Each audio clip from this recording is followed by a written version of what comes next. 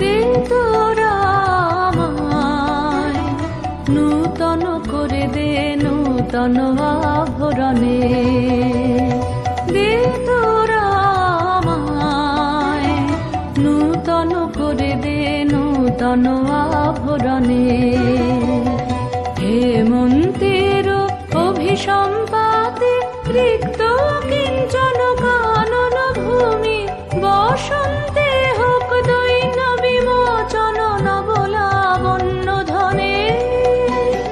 শূন্য শাখা লজ্জা ভুলে যাক পল্লব আবরণে।